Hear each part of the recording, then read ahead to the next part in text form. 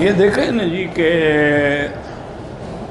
جتنے باطل فرقے ہیں نا جی، میں نے یہ بات ابھی بیان کی، انہوں نے فوراً ایک ساتھ جھوٹ بھی بنا لیا ہے، انا للہ و انا الیہ راجعون، کہ حضور نے جب حضرت بلال سے کہا کہ اذان دو تو اذان ہوگی، تو انہوں نے کہا حضور اب میں نماز منہ کس طرف کر کے پڑھوں؟ تو آپ نے کہا میری طرف منہ کر کے پڑھو، یعنی میں تمہارا کعبہ ہوں۔ انا للہ و انا، حضور ساری زندگی کدھر منہ کر کے نماز پڑھتے رہے؟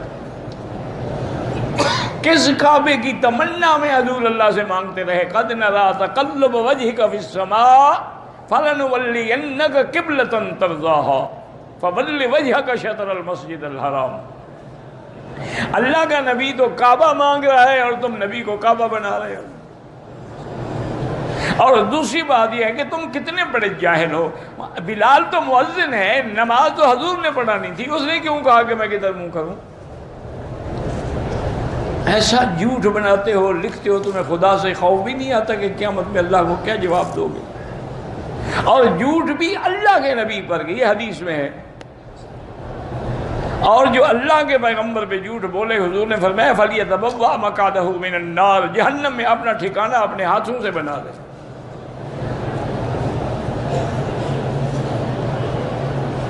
سفر میں ہمارے پاس وقت ہو تو ہم پوری نماز پڑھ سکتے ہیں، بھی افضل یہی ہے کہ قصر پڑھے کہ اللہ نے رعایت دی ہے، رعایت سے فائدہ اٹھاؤ۔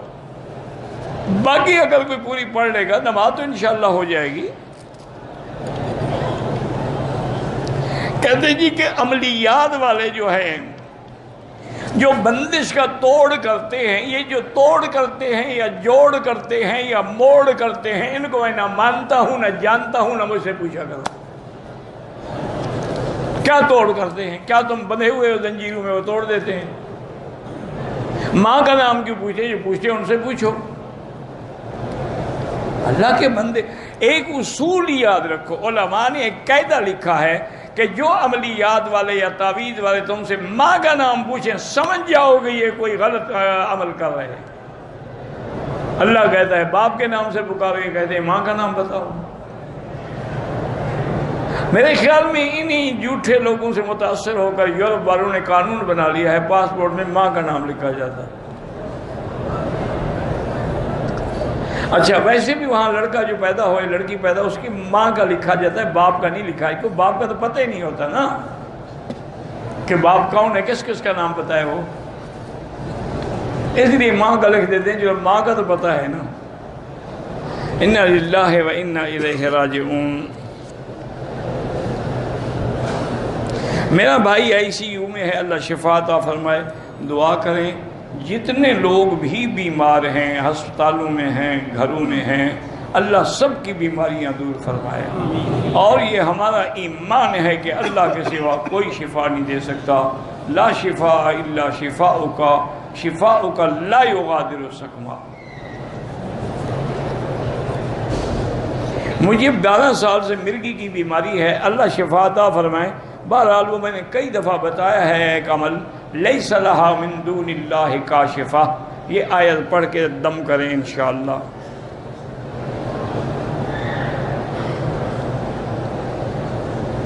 ہم 4 بھائی ہیں، ہم نے مل کر ایک جائیداد خریدی، لیکن احتیاطاً ہم نے اپنے والدین کے نام کر دی۔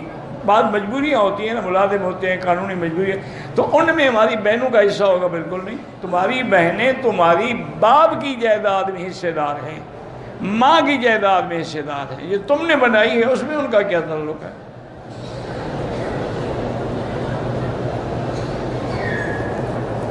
میرا نکاح ہو رہا ہو تو ہندو مسجد میں آ سکتے ہیں، تمہاری مرضی، تم اپنے نکاح میں لوگ مسلمانوں کو بلاتے ہیں، تم ہندوؤں کو بلاؤ گے۔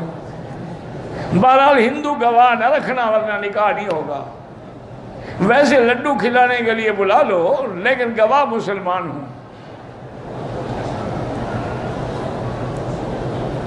لال اور پیلے رنگ کے کپڑے پہنتے ہیں، بہرحال لال رنگ کے کپڑوں سے تو حضور نے منع فرمایا ہے کہ خالص سرخ نہ ہو، سرخ دھاریاں ہوں یا سرخ سپید ہو تو وہ جائز ہے۔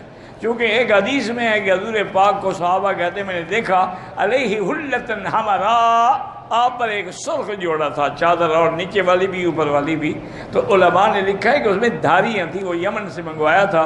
تو صحابی کہتے ہیں آپ اتنے خوبصورت لگ رہے تھے، 14ویں کی رات تھی اور اتنا خوبصورت آپ نے لباس پہنا ہوا تھا، تو میں چاند کو دیکھتا، کبھی حضور کو دیکھتا، واللہ خدا کی قسم ہے چاند میرے مدنی کے مکھڑے کے سامنے کچھ بھی نہیں تھا۔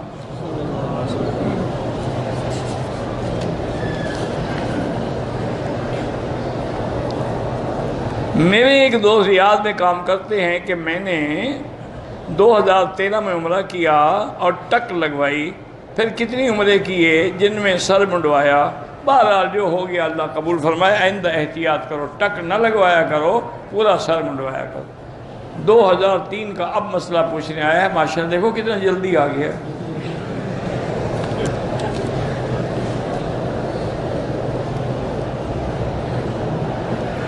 کہتے ہیں کہ اگر پہلا بچہ ابھی چھوٹا ہے اور ماں نوکری بھی کرتی ہے اور دوسرا حمل ٹھہر جائے تو اس کو ضائع کرا سکتے ہیں؟ بالکل نہیں کرا سکتے، حرام ہے۔ جو بچہ دیتا ہے حفاظت بھی وہی کرے، جب تک انشاءاللہ وہ بچہ ہوگا، پہلا بڑا ہو جائے گا، نرسری میں داخل کرا دیا کرو، وہ حفاظت کریں گے۔ نوکری کے بعد آیا، نرسری سے بچے کو لے آئے، یہ کون سا مشکل ہے؟ میری بیوی 6 ہفتوں کی حاملہ تھی، مکے سے مدینے گئے، واپسی پر مدینے سے مکہ آنے کے لیے میقات سے احرام باندھا تو میری بیوی کو شلوار پہ خون کے چند دھبے نظر آئے، بعد میں نہیں تھے، غسل کیا، احرام باندھا، عمرہ ادا کیا۔ جدہ ڈاکٹر کے پاس گیا، تو نے کہا کہ آپ کا حمل بھی بچہ صحیح نہیں ہے، ضائع کرو۔ بہرحال گزارش یہ ہے کہ عمرہ آپ کا ٹھیک ہو گیا۔ باقی بچے کا حمل ضائع کرنے کا مشورہ صرف ایک ڈاکٹر پہ بھروسہ نہ کریں، 2-4 مسلمان ڈاکٹروں کو دکھائیں، اگر سب کا یہی فیصلہ ہو تو پھر ٹھیک ہے۔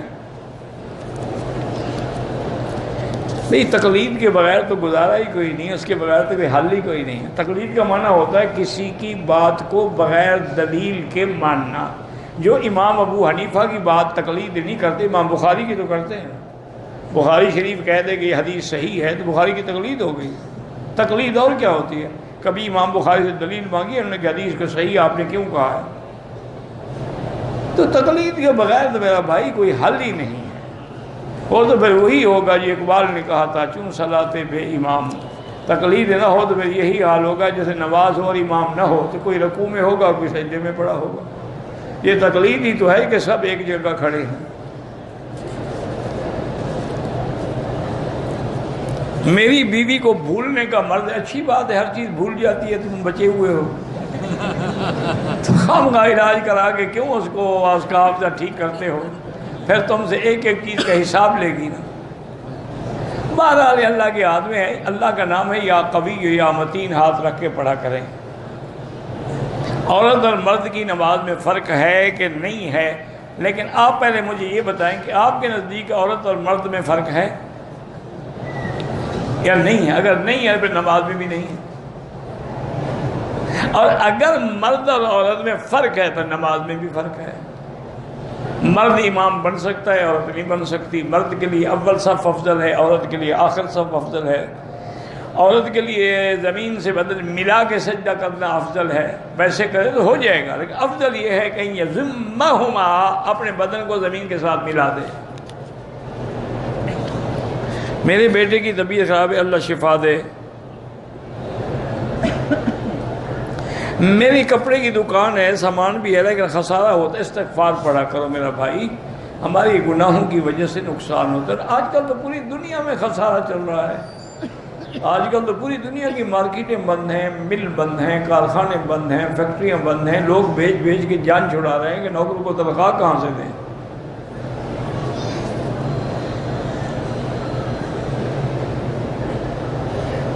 میں نے عمرہ کیا، بال کینچی سے کاٹا۔ بہرحال اگر بال کٹے ہیں سارے سر کے، چاہے تھوڑے تھوڑے کٹے ہوں، پھر کوئی دم نہیں۔ اگر کٹے ہی نہیں، صرف ٹک لگے ہیں، تو پھر دم ہے۔ میرے بال جو ہیں وہ بہت گرتے ہیں، اس کے لیے علاج بتائیں، کسی حکیم کے پاس جائیں۔